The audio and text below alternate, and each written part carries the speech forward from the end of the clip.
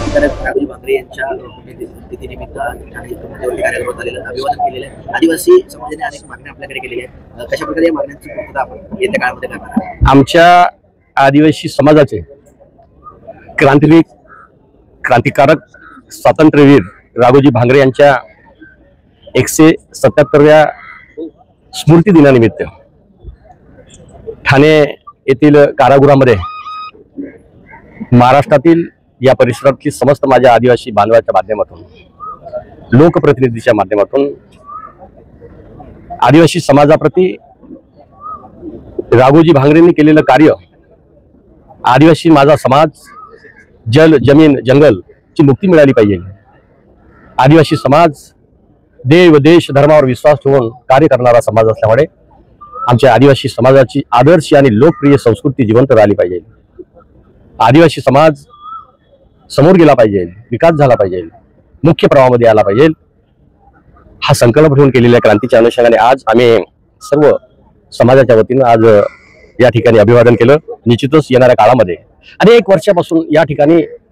क्रांतीवीर स्वातंत्र्यवीर आमचे राघोजी भांगरे यांची आमची स्फूर्ती जपण्यासाठी आम्ही मशाल यात्रा काढतो। मशाल यात्रेच्या माध्यमातून आमच्या स्फूर्ती जिवंत कशा राहील हा संकल्प ठेवून सातत्याने नियमितपणे कार्य करत असल्यामुळे येणाऱ्या काळामध्ये आदिवासी विभागाच्या माध्यमातून देशाचे पंतप्रधान नरेंद्र मोदी, महाराष्ट्राचे मुख्यमंत्री देवेंद्रजी फडणवीस, उपमुख्यमंत्री एकनाथजी शिंदे, उपमुख्यमंत्री अजितदादा पवार यांच्या कल्पनेतून महाराष्ट्रामध्ये येणाऱ्या काळामध्ये आदिवासी विभागाच्या माध्यमातून आदिवासी समाजासाठी केलेली क्रांती, त्यांच्या स्फूर्ती जपण्यासाठी आम्ही यावेळेस जे स्थळ आहे ते स्थळ विकास झाले पाहिजे, स्फूर्ती जिवंत राहिले पाहिजे, अशा प्रकारचा संकल्प ठेवलेला आहे। भगवान बिरसा मुंडांच्या जनजाती गौरव दिनाचं औचित्य साधून संपूर्ण महाराष्ट्रामध्ये आदिवासी समाजासाठी केलेल्या क्रांतिवीरांच्या स्फूर्ती जपण्यासाठी आम्ही त्या ठिकाणी एक पुतळी असो किंवा काय असेल अशा प्रकारचा संकल्प केला असल्यामुळे निश्चितच यावर्षीच आम्ही तो पूर्ण करण्याचा संकल्प केला असल्यामुळे भविष्यामध्ये आदरणीय मुख्यमंत्री देवेंद्रजी फडणवीस, एकनाथजी शिंदे आणि अजितदादांना विनंती करणार आहे मी येणाऱ्या काळामध्ये माझा आदिवासी समाजाच्या स्फूर्ती जपण्यासाठी, माझ्या आदिवासी समाजाकरिता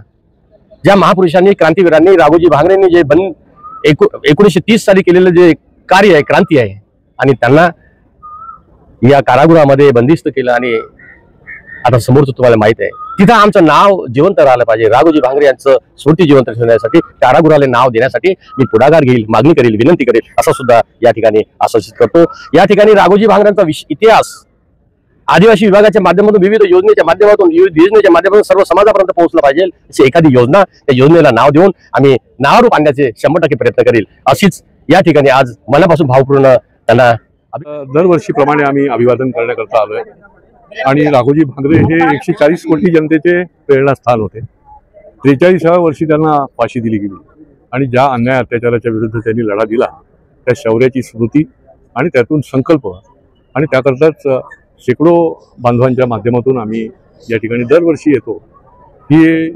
जेल जे आहे ते पूर्वी किल्ला होता, त्याच्यानंतर त्याचं जेलमध्ये रूपांतर झालं, पण या जेलचा इतिहास फार मोठा आहे आणि हे जेल जे आहे हे क्रांतिकारकाचा इतिहास बोलतं। आणि राघोजी भांगरेंना देखील 1848 साली याच ठिकाणी फाशी देण्यात आली आणि त्याच्यामुळे या इतिहासाचं देखील रेखाटन या जेलच्या परिसरामध्ये काम चालू आहे। ते देखील पुढच्या काळामध्ये लोकांना ज्याला म्हणता येईल सगळ्यांकरताच ते उपलब्ध राहणार आहे, त्याची वेगळ्या दरवाजातून, आणि या माध्यमातून ही स्मृती जपण्याचा आमचा प्रयत्न आहे। कारण ठाणे हे ऐतिहासिक शहर आहे, इथे ज्या ज्या घटना घडलेल्या आहेत त्या जपल्या पाहिजे, पुढच्या पिढ्यांना त्या कळल्या पाहिजे आणि त्याच्यामधलीच ही एक ऐतिहासिक अशी घटना आहे आणि त्याच्यामुळे तो इतिहास देखील जपण्याचा आमचा हा प्रयत्न आहे।